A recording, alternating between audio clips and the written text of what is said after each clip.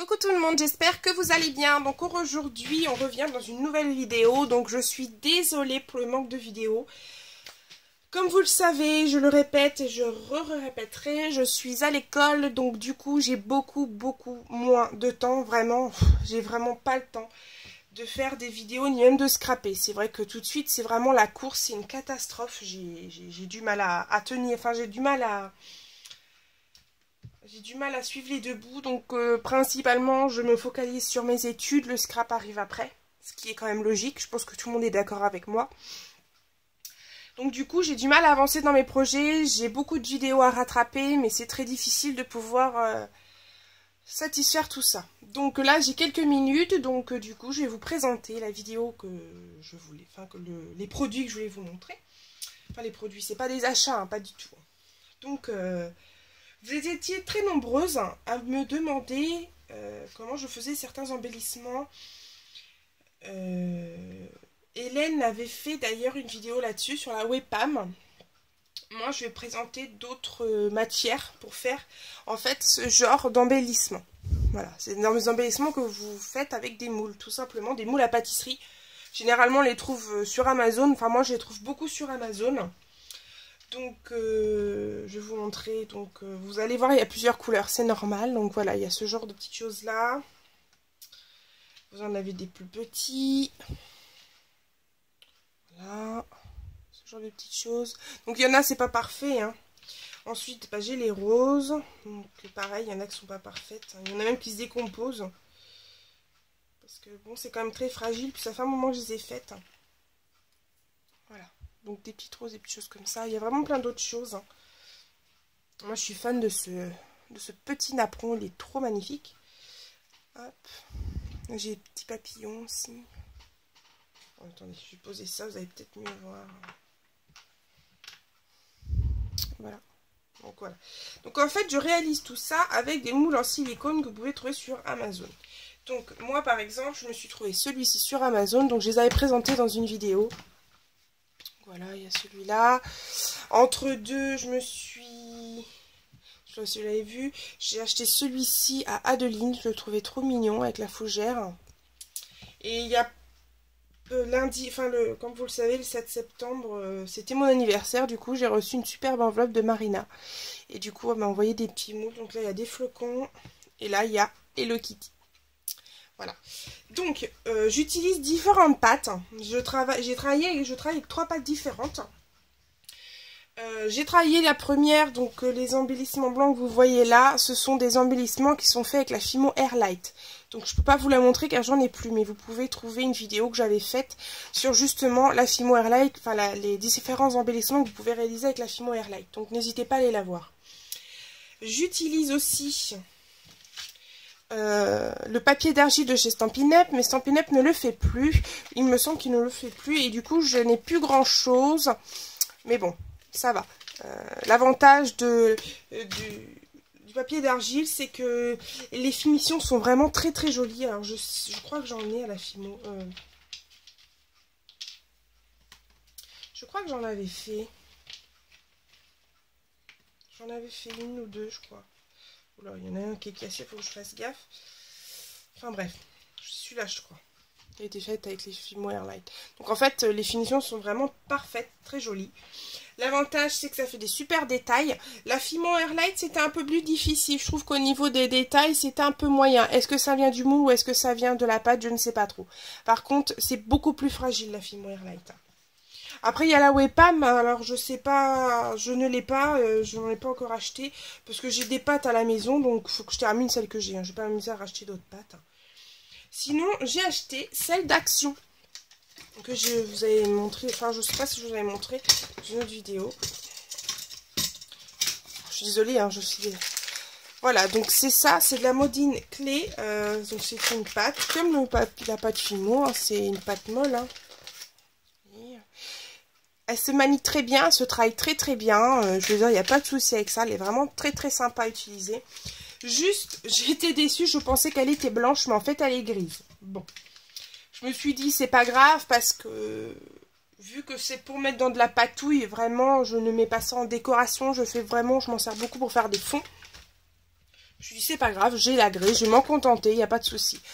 Donc voilà, donc elle est très très bien, les embellissements sont très jolis. Au niveau de la finition, c'est très sympa, je veux dire, elle a c'est une belle finition. Ça a l'air solide, c'est un peu mou, vous voyez, on peut le travailler un peu comme le papier d'argile, donc très très bien. Hein, si vous voulez la prendre, si vous voulez l'essayer, moi je vous la conseille, je ne l'ai même pas payé 2 €. Hein. Voilà.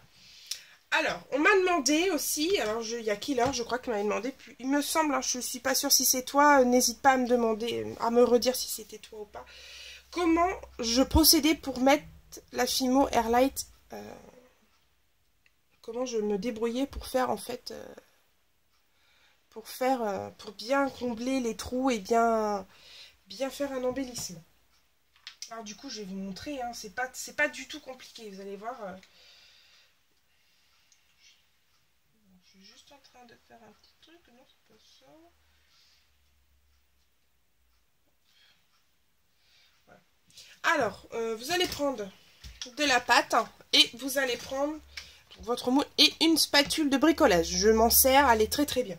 J'ai une spatule comme ça qui me sert à la modeling paste, mais je n'aime pas du tout l'effet que ça fait. Ça c'est bien solide, c'est bien maniable. Donc en fait, ce que vous faites, je suis désolée pour le bruit, vous prenez de la pâte.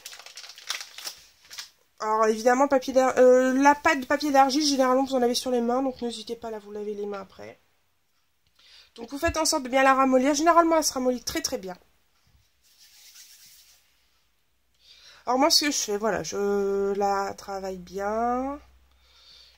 Voilà, et ensuite, voilà. Ce que je fais, c'est que j'appuie bien. Alors je suis désolée si je fais bouger la caméra entre deux. J'ai pas encore essayé avec ce moule. Hein. On va voir ce que ça donne. Donc vous remplissez bien.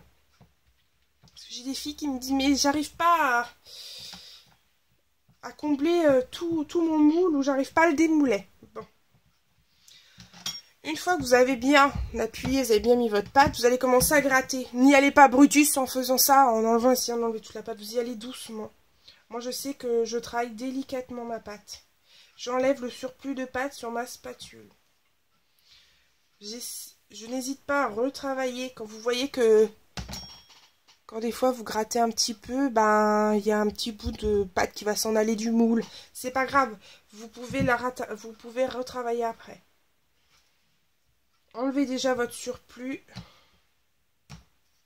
Moi je vous dis, hein, des fois j'y passe beaucoup de temps rien qu'à préparer un embellissement.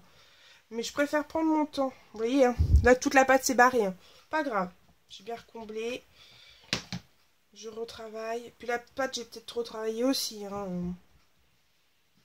Après j'ai pas encore essayé ce moule, c'est la première fois. Celui-là j'ai bien pris l'habitude avec les roses, avec le rose et puis...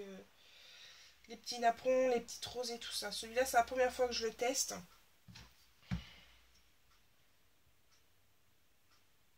Je vous dis, il faut aller doucement. Il faut vraiment, vraiment y aller doucement. N'hésitez pas à appuyer. Hop, vous enlevez le surplus de pâte. J'espère que vous comprenez bien ce que je dis.